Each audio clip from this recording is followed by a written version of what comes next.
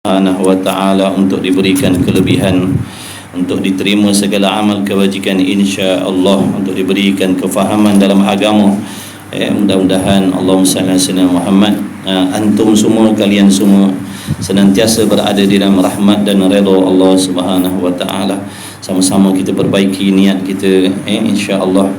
Mudah-mudahan dengan niat yang baik Allah Ta'ala menerima segala amal kebaikan kita. Mudah-mudahan dengan niat yang baik Allah Ta'ala menggunakan rezeki kepada kita, ilmu yang bermanfaat, ilmu yang berkat. Dibukakan pintu-pintu ilmu dan kefahaman, pintu-pintu ma'rifah, pintu-pintu pengenalan kepada Allah Subhanahu wa Ta'ala, insya-Allah. Amin ya rabbal alamin. Allahumma salli ala sayyidina Muhammad. Sambungan kitab kita petang ni, kitab Misbahul Munir, kitab Risalah Al-Misbah Munir, muka surat 8 mai. Perenggan bawah. Dua dari bawah. Itu jadi bentuk stop.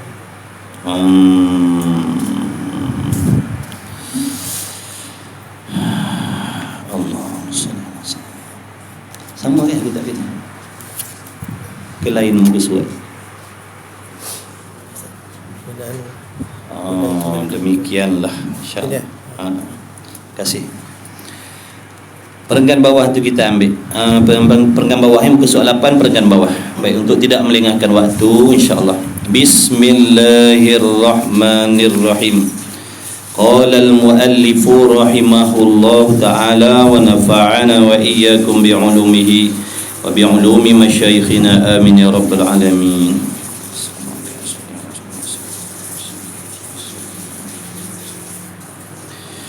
Maka nyata daripadanya daripada rukun-rukun Islam yang 5 itu. Maka nyata daripada 5 rukun Islam yang telah tersebut. Jadi pelajaran kita yang sebelum ni kita dah huraikan satu persatu, insya-Allah.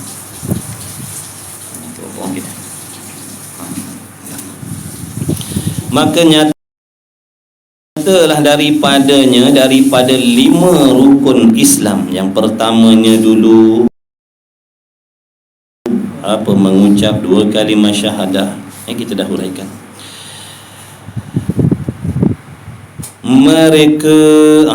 Maka nyatalah daripadanya bahawa orang-orang yang tidak mengerjakan 5 perkara tersebut. Jadi apa yang kita faham daripada 5 rukun Islam yang telah tersebut, maka mana-mana orang-orang tu, siapa-siapa sahaja di kalangan mukallaf. Orang tu bukan semua orang. Bukan semua orang, maksud orang di sini yang mukallaf. Kerana yang mumayyiz tak masuk situ, yang tidak mukallaf tak masuk situ.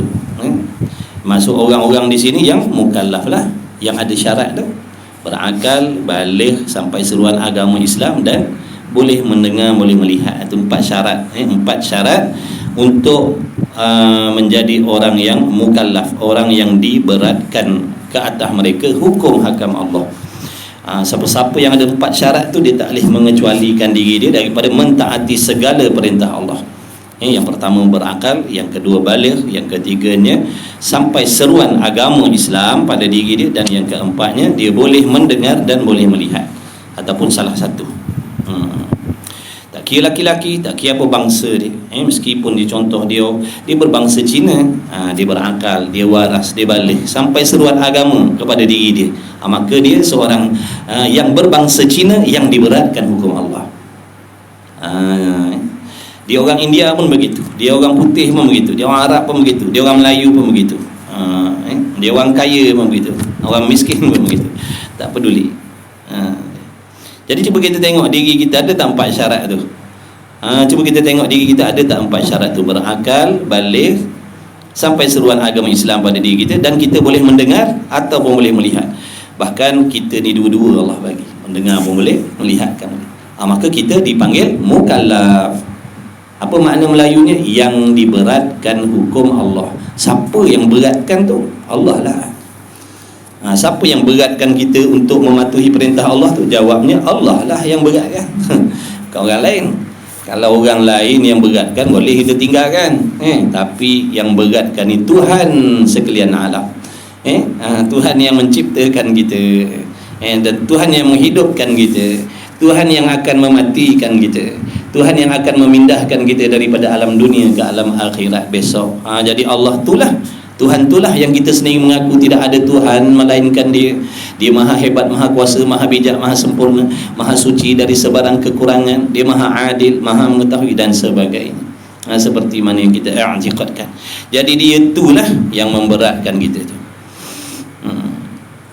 Mereka itu jadi mana-mana orang yang Allahumma salli ala Muhammad, orang-orang yang tidak mengerjakan lima perkara tersebut itu, sedangkan dia berkemampuan. Kadang-kadang ada yang tak mampu nak buat lima tu. Syahadah tu boleh lah, solat tu boleh lah, puasa tu boleh lah, zakat jadi dia tak masuk. Kerana dia orang pakai miskin. Dia bukan orang masuk dalam orang yang memberi zakat, dia orang yang terima zakat. Kemudian menunaikan ibadah haji, dia pakai miskin, dia tak ada harta contoh. Maka bagi mana-mana orang yang berkelayakan menunaikan kelima-lima tu, tiba-tiba dia tak buat lima tu, dia pilih-pilih pula dah. Dia pilih, padahal dia layak untuk melakukan semua. Contoh, dia juga orang kaya, maknanya dia kena keluar zakat, dia boleh pergi haji, dia ada kemampuan. Tiba-tiba dalam kelima-lima rukun Islam ni dia pilih-pilih pula dah. Dia pilih semayang je. Puasanya dia tak mau. Time zakat dia lari contohnya. Tu maksud dia. Jadi mana-mana orang yang tidak mengerjakan lima-lima perkara tersebut itu, mereka itu adalah orang yang tiada asas dan tiada tunjang pada agama Islam. Maknanya pada diri dia itu tidak ada tunjang, tidak ada tiang yang nak memperteguhkan, memperkukuhkan agama Islam di dalam diri dia. Meskipun dia Islam tapi tak teguh. Sebab apa tak teguh? Tidak ada lima tiang yang menyokong tadi tu. Contoh di solat je, makna ada satu tiang je lah. Ada satu tiang je. Kalau buat rumah ada satu je tiang ni. Tak teguh lah, tak kuat lah, roboh lah nanti sekarang. Tapi kalau ada kelima-lima tunjang ni, kelima-lima tiang ni, kemudian diri tiang-tiang-tiang tu pula berkualiti, insya-Allah akan tetaplah teguhlah Islam dia tu sampai mati dia. Insya-Allah dia akan mati dengan Islam, insya-Allah. Waktu kita kena ambil berat ni, lima-lima rukun Islam ni. Ramai di kalangan kita yang hanya menghafal saja rukun Islam ni, tapi dia tak menghayati. Contohnya solat 5 waktu. Ramai di kalangan kita solat sekadar solat sekadar mendirikan saja, melepaskan batuk di tangga supaya tidak termasuk dalam golongan orang tak semayang. Jadi kita semayang tu ala kadar, asalkan semayang. Apa maksudnya? Kita tak pernah ambil tahu, tak pernah ambil peduli nak memperbaiki solat kita. Padahal bacaan rukun qolinya tak betul lagi. Bacaan rukun qolinya tak betul lagi. Takbirnya, Fatihahnya, tahiyatnya, salamnya lintang pukang bertukar makhraj. Tapi dia tak nak pergi belajar tajwid, memperbetulkan bacaan dia. Itu contoh, itu yang saya maksudkan. Dia asalkan buat azan, solat. Azan masuk waktu solat. Dia tak peduli solat dia tu betul ke tidak, tak peduli, asalkan buat dia. Kalau Fatihah dia main baca je, asalkan ada bunyi lebih kurang tu okey lah. Na'udzubillah min zalik. Itu tak jadi, itu tak jadi. Kena amat-amati. Kalau kata solat 5 waktu, apakah perkara yang mengesahkan solat, dan apa pula perkara yang membatalkan solat kalau aku buat? Bacaan macam mana akan batalkan solat aku? Sebab tu dalam solat ni dia ada syarat, dia ada rukun. Maka kita kena belajar lah syarat tu. Belajar, pergi mengaji fiqah. Ngaji fiqah Syafi'i lah. Janganlah ngaji fiqah Hanafi, Hambali, Maliki pula. Dah kita bermazhab Syafi'i, ngajilah cara solat orang yang bermazhab Syafi'i. Jangan sekadar solat. Kalau tak, nanti solat ni tadi, tiang yang namanya solat tadi tu tak teguh lah.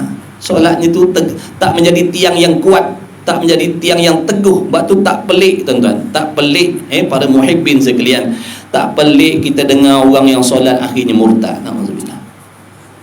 Kenapa jadi macam tu?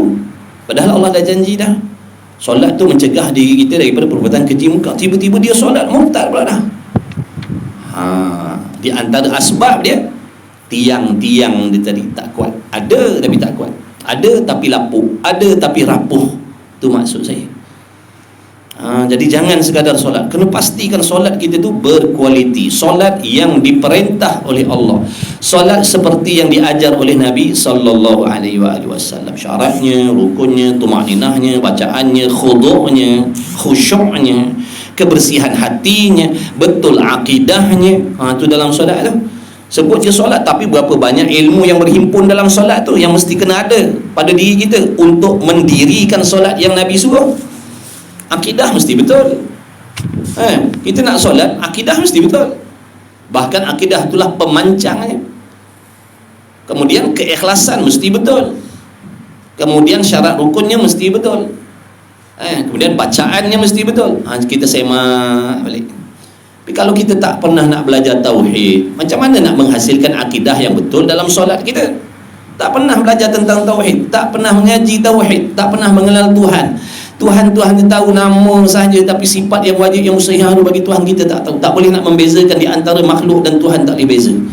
Macam mana solat kita tadi? Sedangkan akidah yang betul tu penting dalam solat. Bahkan dalam segala amal ibadah yang lain semuanya berpaksikan kepada akidah yang betul. Pergilah haji setiap tahun, pergilah umrah setiap minggu. Solat berqiyamul lailah sepanjang malam, berpuasalah sepanjang tahun, tapi kalau akidahnya, pegangan dan kepercayaannya salah terhadap Allah, sesungguhnya amalan kita tidak diterima oleh Allah. Betul belajar akidah. Mana kitab ni? Ni lah kitab yang kita baca ni, kita akidah ni. Akidah Ahlussunnah wal Jamaah, bukan akidah W tu, bukan. Tahu akidah W? Akidah Wahabi ya. Akidah Ahlussunnah ngaji. Ya betul pegangan dan kepercayaan kita. Na'udzubillah. Semoga Allah pelihara kita. Baik. Jadi orang yang tak mendirikan kelima-lima ni, bahkan dipilih-pilih salah satu daripada lima, ataupun dia tinggal kelima-lima, mereka itu adalah orang yang tiada asas dan tiada tunjang pada agama Islam. Bandingannya seperti binaan, bangunan, rumah-rumah yang tidak ada asas dan tunjang. Samalah perumpamaannya seperti bangunan yang tidak ada tiang. Pada pihak tidak akan bertahan lama. Ini yang kita risau ni nanti saat sakaratul maut ni nanti roboh ni. Yang kita risau saat sakaratul maut nanti roboh yang nama Islam ni tadi. Matilah dia dalam keadaan kufur wal'iyadzabillah min dzalik. Ada yang tak sempat mati. Tak sempat mati roboh dah Islam ni. Na'udzubillah. Jadi kita belajar, fahamkan betul-betul. Solat, akidah, masalah hati, belajarlah. Masalah hati ngaji tasawuf, akidah ngaji tauhid, nak tahu syarat rukun sah batal ibadat, fiqh, nak betulkan bacaan dalam solat, tajwid. Sebab itulah 4 ilmu ni adalah ilmu fardu ain. Jangan ditinggalkan. Ramai orang anggap fardu ain ni ilmu budak kecil. Ramai yang di kalangan kita beranggapan fardu ain ilmu budak kecil, ilmu budak sekolah tadika, ilmu budak sekolah rendah. Ni yang kita sedang belajar ni fardu ain ni. Ramai lagi di kalangan kita yang tak faham masalah akidah ni. Macam mana kita nak mendakwa yang kita dah lepas fardu ain? Fardu ain ni luas sahabat.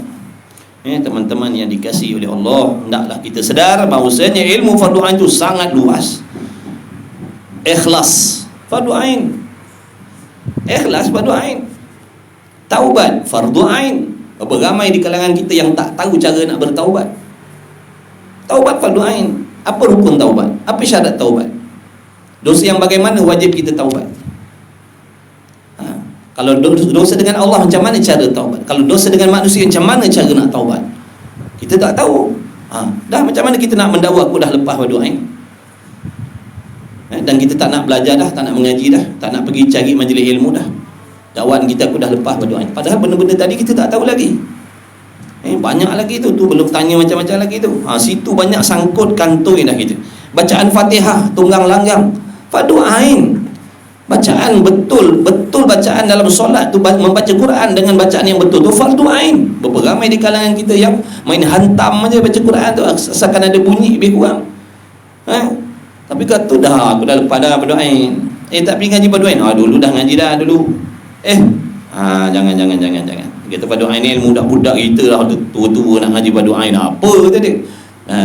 Inna lillahi wa inna ilaihi raji'un. Salah faham tu. Kalau kita berhijrah sewaktu umur kita 50 tahun, wajib ngaji fardu ain walaupun penghijrahan kita waktu umur 50 tahun. Jangan kejar fardu kifayah no.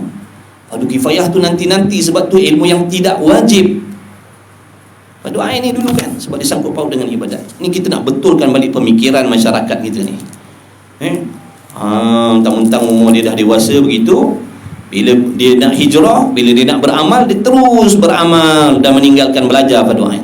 Ataupun terus pergi belajar ilmu-ilmu fardu kifayah. Ilmu fardu ain tak pusing. Ini salah cara. Inilah di antara kesesatan dalam ibadat yang Imam Ghazali kata tu. Kesalahan dalam ibadat. Ibadat bukan tak beribadat tapi kesesatan.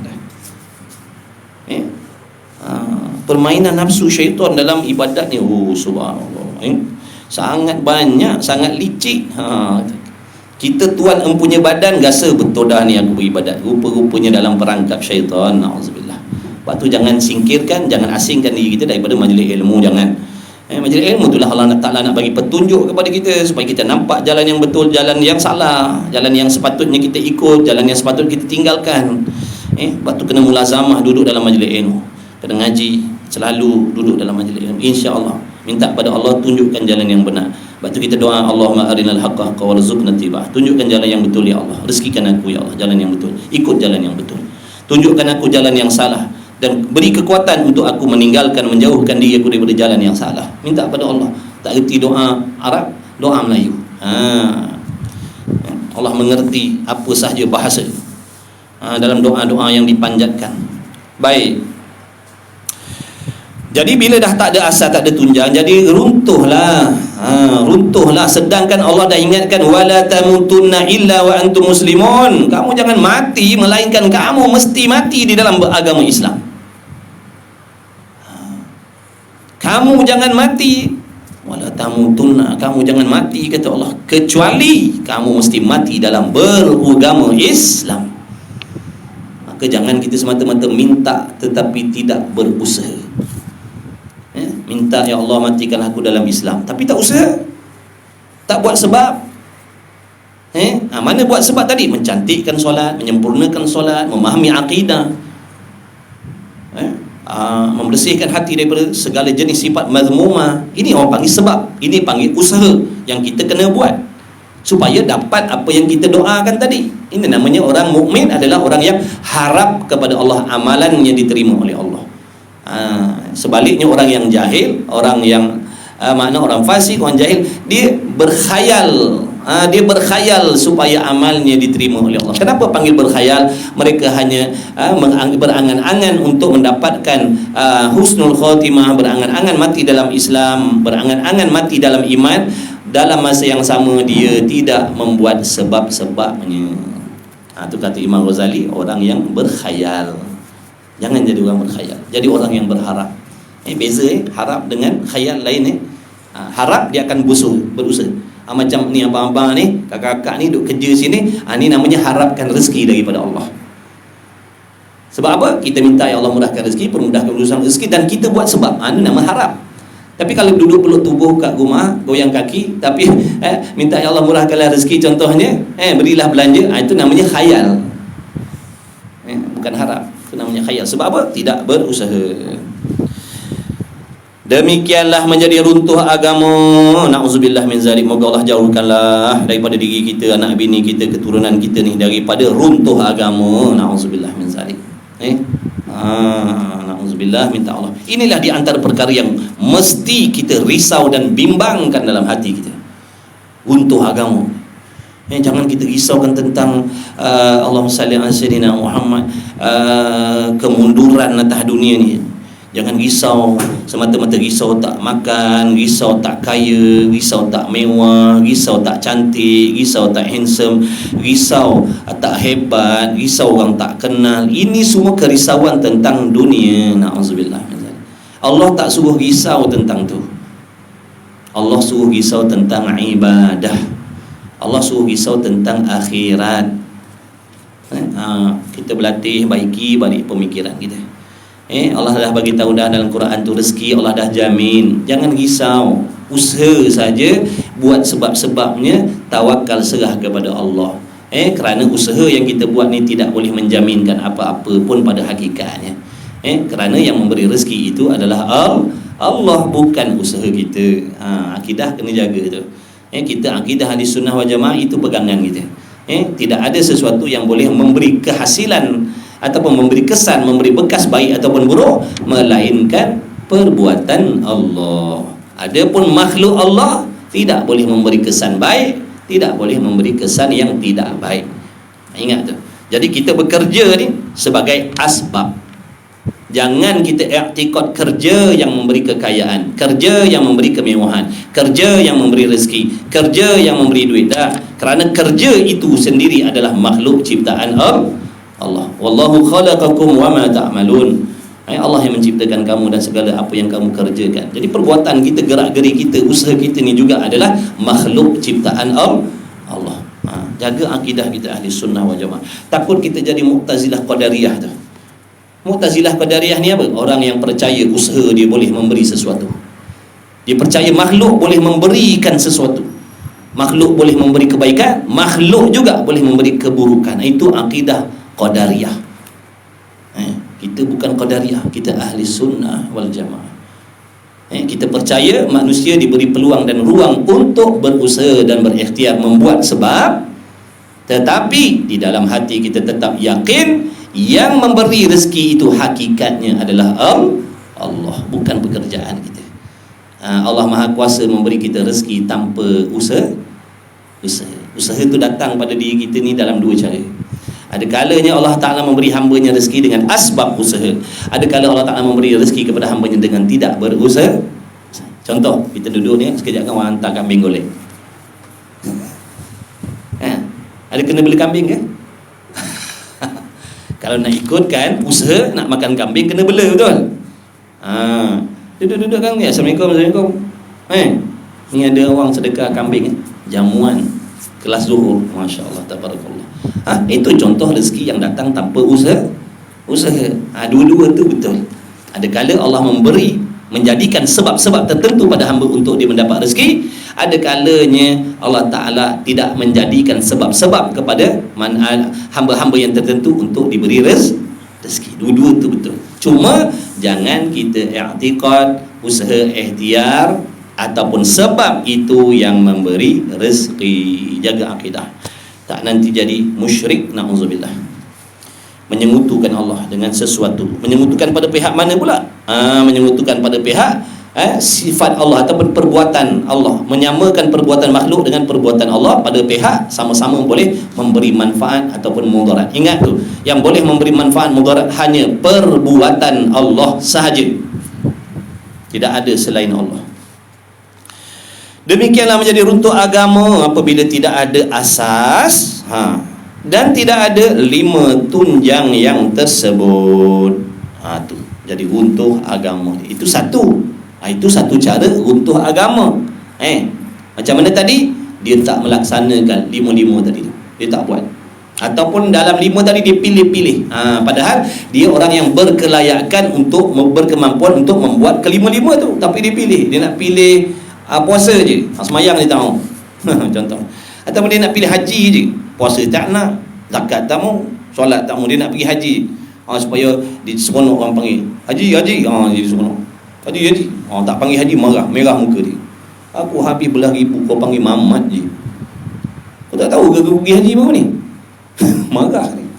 Rupanya nawai tu dia nak orang panggil dia, rupanya na'udzubillah min zalik. Berasa hati dia. Balik haji pun orang panggil Mamat, piah, tak panggil hajah pun. La ilaha illallah. Itulah suruh ngaji tasawuf tu. Hati kita ni banyak masalah ni, hati kita ni. Betulkan niat kita, istighfar pada Allah. Allah tak akan terima amalan kita sebesar apa pun kalau niatnya dah menyimpang ke lain. Orang pergi panggil haji, kita tak panggil ke ikut dah. Kita harap haji kita tu Allah terima. Kita pergi haji tu bukan nak orang panggil haji. Kalau nak panggil orang panggil, tak payah buang ribu-ribu pergi kedai tu, tempah name tag no. Berbisnes sekarang name tag. Haji Muhammad. Orang baca belum panggil tu dia, Haji Muhammad dia kan panggil haji. Dia kan dapat RM5 dia baru. Tak habis RM15,000, RM20,000. Kalau nak orang panggil lah, membazir habis puluh-puluh ribu orang panggil. Buat name tag tu ya, RM5-6 ke RM10 je sekarang, tak tahulah. Panggil tulis Haji Muhammad. Yang perempuan Hajah. Besarkan sikit tulisan Hajah tu, tulisan besar semua. Hajah. Hajah Siti. Orang panggil rasa lega orang ni. Tak sia-sia aku keluar RM15,000 baru ni. Orang panggil, berasa. Kalau orang tak panggil rasa membazir pergi haji baru ni. Na'udzubillahi min zalik. Taubatlah kepada Allah. Allah Maha terima taubat. Sungguh lawak-lawak juga, tapi betul apa yang saya sampaikan. Kalau kita beribadat nak orang panggil, Allah tak terima haji kita. Taubat sungguh-sungguh, mengaku bersalah, menyesal dengan Allah. Allah akan gantikan dengan pahala yang lain. Nanti penat kita masuk dalam kubur tanya, Allah mana pahala haji dulu aku pergi, mana pahala nak dapat pahala. Macam mana kita menunaikan haji tidak ikhlas? Dan tidak itu satu cara. Dan cara yang kedua boleh meruntuhkan agama. Ni satu lagi, iaitu mana? Atau mengingkari dengan lidahnya. Apa maksud mengingkari dengan lidah? Terang-terang, nyata-nyata lidahnya cakap tak terima, tak percaya salah satu daripada 5 tadi. Itu maksudnya. Terang-terang dia cakap dengan lidah, apa nak sembahyang? Kau dia kaya pun. Terang-terang dia cakap, runtuhlah. Itu murtadlah, na'udzubillah min zalik. Jadi kita kena ingat, kena hati-hati. Perkara yang memurtadkan seorang tu ada 3. Ada kala perkataan, ada kala perbuatan, ada kala akidah yang salah. Jaga-jaga, waspada, awas selalu, awas sentiasa. Ni contoh dia engkarkan lidah dia. Apa semayang-semayang? Apa nak semayang ni? Aku tengok kau makin semayang makin miskin pula. Patut kau lah yang makin kaya daripada aku. Kau semayang tak tinggal, jemaah lagi, qiyamul lail kau tak tinggal, makin sesak hidup kau aku tengok. Na'udzubillah, murtad dah tu, na'udzubillah. Taubat, syahadah balik. Jangan buat main-main. Ataupun dia kata, apa nak zakat-zakat ni? Membazir, aku dah penat cari kereta, wah tiba-tiba nak kena keluar zakat pula dah. Tak ada. Aku tak terima ni semua tu, hukum zakat ni semua bohong ni. Kafir, na'udzubillah. Kalau dia tak buat, tapi hatinya tetap yakin, lidahnya tetap yakin, ataupun mempersetujui yang itu adalah hukum yang hak daripada Allah, dia masih lagi Muslim. Tapi dia panggil Muslim yang asi, orang Islam yang berdosa. Orang Islam yang dosa besar. Sebab apa dosa besar? Tak solat, tak puasa. Tapi kalau dia tak buat serta lidahnya ingkar, maknanya dia tak solat tu sebab pada dia solat ni memang tak wajib pun. Barulah jadi murtad. Na'udzubillah. Atau ingkar dengan lidahnya. Dan jikalau dengan jalan seloroh sekalipun. Apa maksud seloroh? Gurau. Bergurau. Dia bergurau lidahnya tadi. Dia kata solat ni sebenarnya kau nak tahu tak, sebenarnya tak pernah wujud hukum solat ni, itu buat pandai-pandai ulama aje. Dia niat nak bergurau. Kafir, na'udzubillah. Nampak tak? Sebab tu kita kena belajar akidah supaya kita boleh pantau, awasi apakah perkataan-perkataan yang kalau kita ucapkan dengan tidak sengaja dalam keadaan bergurau sekalipun boleh merosakkan akidah. Bila kita belajar kita akan tahu. Sebab tu orang yang ada ilmu dia akan ada rasa takut. Orang yang tak ada ilmu dia tak ada rasa takut dengan perkataan yang dikeluarkan. Dia apa ikut terlintah dia cakap. Apa terlintah dia cakap. Padahal perkataan yang keluar daripada lidah tadi adalah perkataan yang meruntuhkan Islam dan iman dia sendiri tanpa dia sedar. Na'udzubillah.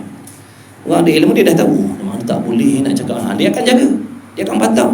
Meskipun terlintah daripada syaitan contohnya mengajak dia supaya mengeluarkan perkataan macam tu, dia tak akan ikut. Sebab dia tahu akibat dia nanti merosakkan iman dia. Itu dia ada ilmu. Tapi kalau tak ada ilmu, ikut apa yang dibisikkan oleh nafsu syaitan, dia akan cakap. Na'udzubillah. Hati-hatilah sahabat semua, kita semua. Moga Allah pelihara kita. Allahumma salli ala sayyidina Muhammad. Kita ni nak mati, nanti Allah nak hisap kita. Allah nak hisap kita. Apa akibat kalau murtad? Habis segala pahala amal ibadat jadi debu, jadi debu angin semua. Amalan sejak daripada akil baligh sampailah ke saat dimurtad tu, semua Allah hapuskan, padam semua. Bayangkan kalau waktu berlaku murtad tadi, syirik tanpa dia sedar tadi, tiba-tiba datang pula ajal dia. Allahu Akbar. Memang balik tak bawa apa dah, melainkan bawa dosa, kekal dalam neraka selama-lamanya. Waktu kita kena takut, Imam Ghazali pesan, wajib ada perasaan takut dalam hati, rosak akidah. Mesti. Kalau tak ada, hadirkan. Kalau tak ada perasaan takut, risau, bimbang, rosak akidah, hadirkan. Sekarang hadirkan perasaan takut, rosak akidah tu. Mudah-mudahan daripada perasaan risau tu nanti akan melonjakkan diri kita berusaha nak menjaga. Tapi kalau kita senang hati je, kita takkan buat tak peduli lah. Kalau kita senang hati, kita buat tak peduli.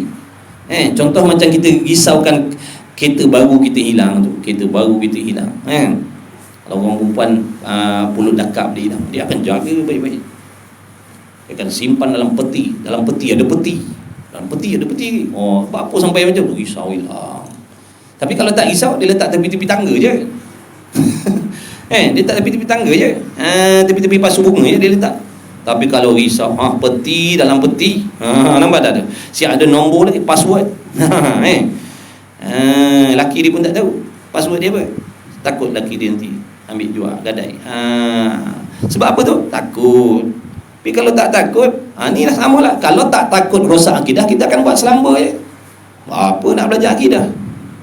Tak ada kepentingan pun. Sebab tak takut. Kalau orang yang takut risau rosak akidahnya, dia akan belajar. Takut ada benda-benda dalam hati yang boleh menjadi sebab rosak akidah, dia akan belajar. Itu perumpamaannya. Jadi jangan benda-benda agama, ingat, benda-benda agama, hukum hakam Allah, jangan buat gurau senda, jangan. Bahaya. Niat nak bergurau aja, tapi jatuh. Sama macam orang gurau nak ceraikan bini dia lah. Dia baru kahwin. Hey you, I ceraikan you. Dia niat nak bergurau, jatuh talak. Niat bergurau. Itu penting ilmu. Ngajilah. Allah dah bagi kita masa untuk cari rezeki, gunakan pula sedikit masa untuk cari ilmu, untuk akhirat kita, supaya nanti kita, anak bini kita, keluarga kita boleh balik akhirat dalam keadaan selamat. Nanti boleh sambung kesenangan hidup kita, meskipun musnah di atas dunia disebabkan kematian, akan dipertemukan nanti dalam syurga Allah. Duduk dalam kesenangan, kebahagiaan, kemewahan yang jauh lebih hebat, dahsyat, dan berkekalan selama-lamanya. Yang jauh lebih tenang, jauh lebih aman lagi. Kekayaan kita yang Allah nak bagi di hari kiamat besok dan syurga tu, kekayaan, kehebatan, kebahagiaan yang lebih tenang, kekal pula tu. Sini kita atas dunia kaya-kaya pun tak tenang. Betul? Ada je orang sakit hati dengan kita. Ada yang cuba nak gampah harta kita, ada yang cuba nak gampah jawatan kita, ada yang nak kacau anak bini kita, ada yang mengumpat-umpat kita. Tu kaya tapi kacau. Tapi kekayaan dalam syurga tu tak ada dah. Dalam syurga tu tak ada benda yang menyakitkan, tak ada benda yang menyakitkan kita. Semua benda nikmat, yang sedap-sedap, yang senang-senang saja, zahir batin. Subhanallah. Maha suci Allah, maha hebat Allah yang menjadikan syurga yang dipenuhi dengan segala jenis nikmat. Sini kita kaya-kaya pun ada masalah juga kita jumpa. Kaya dalam syurga tak ada masalah, kaya sini ada masalah. Keluar rumah takut nanti kan orang bawa lagi rumah kita. Risau, jomlah keluar pergi jalan, itu risau lah. Risau pun nanti kan orang bawa lagi rumah aku ni. Punya risau macam tu. Masya Allah, tabarakallah. Nak pergi haji pun takut. Buat apa nak pergi haji? Ni kan tinggal kereta aku tinggal aku pergi haji. Tak boleh, tak apa, nanti dah. Nampak tu, risau walaupun kaya. Risau bini ni kena kebas, risau bini ni kena buat lagi. Risau. Dalam syurga tak ada risau dah, sebab duduk dalam nikmat yang tidak ada kesusahan. Dalam syurga tu Allah tak jadikan susah hati dan susah apa-apa pun. Tidak ada sebarang jenis susah dalam syurga. Usahalah daripada sekarang lah, kena usaha buat sebab-sebab tadi, jaga akidah kita, belajar akidah betul-betul, buat jadual pengajian kita, fardu ain, hari Isnin fiqh, hari Tauhid, hari Rabu Tauhid, hari Khamis tasawuf, hari hujung minggu Sabtu belah pagi tajwid. Lama-kelamaan, minggu demi minggu, bila ulang, lama-lama makin pandai, makin betul lah bacaan solatnya, makin fahamlah masalah akidahnya. Betul. Tapi kalau tak mula lagi, kita nak belajar agama ni hanya tunggu masa lapang saja. Memang lapang lah, selapang-lapang. Dia ada masa lapang, saya belajarlah pada ain, memang lapang lah jawab. Orang yang boleh istiqamah mengaji itu sebab dia buat jadual. Hari Isnin selepas maghrib ataupun selepas isyak, nenek moyang mana pun datang, takkan boleh ganggu. Ini waktu aku nak belajar fiqh, sebab aku tak pandai lagi buat ibadat ni. Hari Selasa malam Rabu aku nak belajar tauhid pula, nenek moyang datang, aku tak layan. Kawan-kawan nak datang, aku tak layan, sebab ini masa aku nak belajar agama demi akhirat aku besok. Kena buat macam tu, kena tegas macam tu, baru boleh. Kalau jenis masa lapang ni, kita tengoklah selama ni macam mana cara kita mengaji. Sebab ikut masa lapang, memang lapang betul. Ni ulama pesan, ni tok guru saya pesan, saya sampaikan. Macam mana kita nak masuk dalam golongan orang yang bersungguh-sungguh belajar? Jawabnya, buat jadual, baru masuk dalam kategori orang bersungguh belajar. Kalau jenis masa lapang ni, tak masuk lagi dalam kata orang yang bersungguh menuntut ilmu. Kena buat jadual, insya-Allah. Ni yang kita boleh datang, boleh kita baca kitab ni tiap-tiap minggu ni sebab apa? Sebab ada jadual lah ni. Cuba tak buat jadual. Contoh Ustaz, nanti kalau ada masa lapang datang KWSB, MITC, bagi kuliah sikit baca kitab. Saya pun kata insya-Allah lah. Masa lapang ni saya datang. Lebih baik saya pergi mancing. Memang tak adalah jawabnya. Ni yang kita malah-malah pun kena datang. Alamak, ada kelas. Malah-malah pun kena pergi juga. Sebab ada. Itu di sebalik hikmah dia tadi. InsyaAllah kita perbaiki. Kita ni manusia, manalah sempurna. Tapi Allah sayang, Allah redha hamba-Nya yang tahu kelemahan dan dia nak usaha perbaiki. Allah redha hamba yang macam tu. Baik, Allahumma salli ala sayyidina Muhammad. Bermula iman itu, ni nak cerita pasal iman pula. Ni nak cerita pasal iman pula. Pasal Islam dah faham dah, insya-Allah. Ulang balik secara ringkas, apa itu Islam? Kalau orang tanya Islam tu apa Islam tu maknanya mengikut zahir anggota dengan apa yang diperintahkan oleh Allah. Itu nama Islam. Adapun iman lain. Iman dan Islam lain, dua benda beza tu.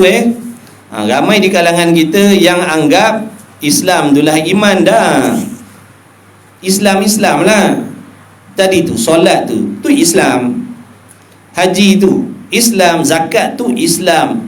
Makna perbuatan zahir. Zahirnya menjunjung perintah Allah, itu namanya Islam pada zahir. Dah tu iman macam mana? Bukan ke orang semayang haji umrah tu dia orang beriman? Belum tentu. Sebab kafir munafik pun solat. Betul? Kafir munafik dia solat tak? Solat. Dia solat, kafir munafik solat. Dia tak percaya Tuhan. Dia ragu-ragu dengan Allah. Dia ragu dengan Sayyidina Muhammad SAW. Tapi dia solat. Nampak tak tu? Ni yang kita kena fahamkan betul-betul. Dan inilah di antara benda yang ramai orang tak faham. Dia beranggapan bila dia solat dia beriman. Dah. Iman ni tengok tu, percaya hati. Nampak tak tu? Iman ni amal hati, bukan amal anggota. Iman ni amalan hati, iaitu mana? Kepercayaan seseorang serta mengaku putus di dalam hatinya. Apa maksud mengaku putus? Terjemah tu dia kata apa? Mengaku putus ni setuju.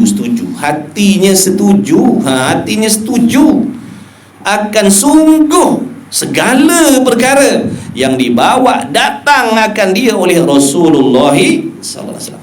Hatinya setuju. Tahu tak setuju? Setuju dengan tahu ni beza kan? Tahu bukan tahu makan tu, bukan tahu sumbat ni, mengetahui. Tak semestinya benda yang kita tahu tu kita setuju, betul? Kampung kita kampung A, kemudian lawan bola dengan kampung B. Tiba-tiba pengadil berat sebelah pula. Pengadil kampung B. Lawan menang B. Sebab pengadil tadi berat sebelah. Kita tahu tak B menang? Dan perlawanan tu tahu tak? Dah hati setuju tak dengan kemenangan tu? Tak setuju. Itu beza. Itu maksudnya. Mengetahui belum pasti setuju. Mengetahui, ramai orang yang mengetahui hukum hakam dalam Quran. Ramai yang tahu sembahyang tu dalam Islam, puasa dalam Islam, tapi belum tentu hatinya setuju dengan hukum sembahyang tadi. Nampak tak tu? Boleh faham tak? Ngaji ni, kita ngaji ni tujuan nak faham. Bila faham baru boleh kita serapkan dalam amalan kita. Itu tujuan kita ngaji, nak faham. Bila faham baru boleh baiki ibadat. Kalau kita tak faham, macam mana kita nak baiki? Jadi fahamkan baik-baik. Iman ni makna setuju hati meskipun dia tak buat. Dia tak solat, tapi kalau tanya hukum solat, dia setuju. Makna dia beriman. Cuma dosa sebab apa? Tak solat. Dah tu dia murtad tak? Dah tu tak semayang tu, murtad tak? Dah. Sebab apa? Tak pula. Sebab dia beriman dengan hukum solat. Dosa lah. Dia beriman dengan dosa, dia beriman dengan hukum puasa. Dia beriman walaupun dia tak berpuasa. Nak bandingkan dengan yang tadi tu, dia solat tapi hatinya ragu-ragu dengan hukum Allah. Beza dengan yang tadi tu, yang Islam tadi tu. Yang kita naknya mana? Islam lagi beriman. Ni yang kita nak. Ini yang kita kena usaha ni atas dunia ni. Islam lagi pula beriman. Apa maksudnya? Apa yang Allah suruh zahirnya buat, tubuh badannya buat, yang Allah suruh buat, dia buat, yang Allah suruh tinggal, dia tinggalkan. Kemudian hatinya pula yakin, terima, percaya, setuju dengan segala hukum hakam yang dibawa oleh Allah, yang didatangkan oleh Allah Subhanahu Wa Taala melalui Rasulullah sallallahu alaihi wasallam. Dia setuju semua, dia terima semua. Itu yang kita nak atas dunia ni. Bukan solat tapi ada benda-benda dalam hati tak setuju dengan Tuhan. Tak setuju tu makna tak terima lah tu, tak beriman namanya. Faham tak tu? Allah, kita bila mengaji baru kita nampak benda ni. Bila kita mengaji baru kita nampak. Dulu saya pun macam tu lah. Kita semayang apa pula tak beriman pula semayang. Jahil. Bila belajar baru tahu, macam tu pun cerita dia. Sebab apa? Orang munafik tu kan, munafik tu dia solat, bahkan mengaku sahabat lagi pula dah. Tapi adakah hatinya terima yang Nabi Muhammad SAW itu utusan Allah? Dah. Hati dia ragu-ragu. Jadi dia solat haji tadi tu bermuka-muka sahaja. Na'udzubillah min zalik. Jangan kita jadi golongan munafikin ni. Munafikin ni bukan hanya ada zaman Rasulullah sallallahu alaihi wasallam, bahkan sampai kiamat ada munafik ni. Apa maksud munafik? Kafir yang menyembunyikan kekufuran dia dengan berpakaian dengan pakaian orang Islam. Apa maksudnya? Dia beramal dengan amalan orang Islam padahal hatinya tidak beriman. Tak beriman ni, satu lagi nak bagi tahu, bukan menolak semua baru tak beriman. Menolak sebahagian, menolak separuh, menolak satu pun tak beriman dah. Jangan kita ingat aku bukan tolak semua. Bukan tolak semua baru jadi kafir. Tak, tolak satu pun rosaklah. Dalam sebanyak-banyak tu 6,666 ayat dalam Quran tu, ambil satu ayat je kita tak setuju, kufur lah. Rosaklah akidah dia, kafir lah dia, murtad lah dia, walaupun zahirnya solat, puasa, zakat, haji. Mudah-mudahan faham. Mudah-mudahan Allah bagi kita faham. Mudah-mudahan dapat kita baiki perhubungan kita dengan Allah Subhanahu Wa Taala. Jadi iman-iman itu maknanya mengaku putus dalam hatinya akan tentu sungguh segala perkara yang dibawa datang akan dia oleh Rasulullah sallallahu alaihi wasallam. Nampak tak tu? Mengaku putus. Apa maksud putus? Tidak berbolak-balik. Tu fahamkan makna putus tu. Tak berbolak-balik. Bukan hari ni dia percaya begini, lusa dia dah mula pegang yang lain pula dah. Hari ni dia, waktu dia kaya lain pegangan dia, waktu dia miskin lain pula, waktu dia menang lain. Lepas tu dia kalah, dah lain pula pegangan dia. Na'udzubillah min zalik. Itu maknanya dia memiliki iman yang tidak putus. Sah tak iman? Tak sah. Jaga-jaga. Meskipun yakin, meskipun pegangan itu betul, tapi kalau tidak putus. Sekarang ni contoh, kita buat contoh. Sekarang ni si A ni percaya Allah Tuhan Muhammad Rasul. Sekarang ni si A dia percaya yang Al-Quran itu daripada Allah dan benar segala di dalamnya. Tetapi dalam masa yang sama, hatinya ternanti-nanti, tertunggu-tunggu. Kebarangkalian pegangan di tentang Quran tu akan datang, boleh jadi berubah. Tapi sekarang dia kata dia beriman dengan Quran, tapi akan datang aku tak tahu lagi. Faham tak tu? Boleh? Sekarang ni kalau tanya dia percaya tak Quran? Percaya. Tapi dalam hati dia, dalam masa yang sama, dalam hati dia, di masa-masa akan datang tak tahu lagi bagaimana. Tapi sekarang ni dia yakin Allah Tuhan Muhammad Rasul, Al-Quran itu benar dan sebagainya. Tapi dalam hatinya, kebarangkalian akan datang, boleh jadi di stay lagi dengan Islam, ataupun akan datang tak tahu lagi, tengok macam mana. Ini yang dikatakan tidak jazam tadi. Adakah dia beriman? Dia tak beriman. Kalau orang macam tu hatinya tak beriman. Na'udzubillah min zalik. Macam-macam tu kan, macam-macam sahabat, macam-macam para muhibbin. Pegangan manusia ni dalam hatinya macam-macam jenis. Sebab tu ulama' duk karangkan kitab akidah, nak mendidik kita supaya memiliki satu sahaja pegangan yang betul dalam hati terhadap Allah. Sebab kalau nak diceritakan pegangan dan kepercayaan dalam hati manusia ni, macam-macam jenis ada. Yang si A percaya cara dia, yang si B percaya cara dia, yang si C percaya cara dia. Nampak tak? Sebab tu Nabi SAW diutuskan oleh Allah supaya membawakan akidah yang satu, supaya nak memperbetulkan macam-macam akidah tadi, supaya satu je kepegangan dia. Sebutlah orang mana, orang Amerika, orang Arab, orang mana, orang Melayu, orang Cina, bila sebut akidah, sama je pegangan dia terhadap Allah. Allahumma salli ala Sayyidina Muhammad. Dan bermula iman itu percaya hati seseorang dengan mengaku putus. Dalam hatinya akan tentu sungguh segala perkara yang dibawa datang. Buat tak buat tu nombor dua. Buat tak buat tu nombor dua. Yang pertama-tama sekali yang nak ditekankan sini masalah iman ni. Bukan saya cakap, bukan saya kata tak buat pun tak apa, asalkan beriman. Bukan tu maksud saya. Nak fahamkan maksud iman tu. Sebab ramai yang salah faham. Iman ni maknanya walaupun zahirnya tak buat, tak melaksanakan, dia dedah aurat, dia minum arak, dia berjudi, dia berzina, tapi hatinya tetap yakin yang arak itu haram, dedah aurat itu haram, tinggal solat itu haram. Itu maksudnya. Maksud dia beriman. Orang tu beriman, tapi berdosa lah. Dosa. Kalau dia tak taubat, nanti mati kena azab dulu, tak boleh masuk syurga terus walaupun dia beriman. Kena singgah neraka dulu beribu-ribu tahun, tak tahulah. Kembalilah kepada banyak mana dosa dia tu. Kecuali dia sempat taubat kepada Allah, itu lain lah. Sempat taubat, itu lain. Yang dibawa datangkan dia oleh Rasulullah SAW daripada pekerjaan agama yang diketahuikan dia dengan darurah. Dengan darurah ni maknanya dengan mudah-mudah. Kan dalam urusan agama ni kan ada benda yang mudah-mudah kita tahu. Mana budak-budak pun tahu. Dia tak pergi surau masjid pun dia tahu. Itu adalah sebahagian daripada pekerjaan agama, urusan agama. Itu yang dimasukkan. Itu yang dimasukkan. Perkara urusan agama yang diketahui dengan darurah, dengan mudah. Dengan tidak kena fikir dan bicara. Tak payah nak fikir panjang-panjang, tak payah nak berbahas, tak payah nak berdebat, tak payah nak bawa dalil ini, dalil itu. Tak payah. Semua orang tahu itu adalah urusan di dalam agama Islam.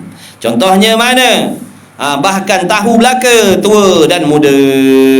Nak cerita senangnya benda tu, umumnya benda tu, orang muda pun tahu, orang tua pun tahu, kanak-kanak pun tahu.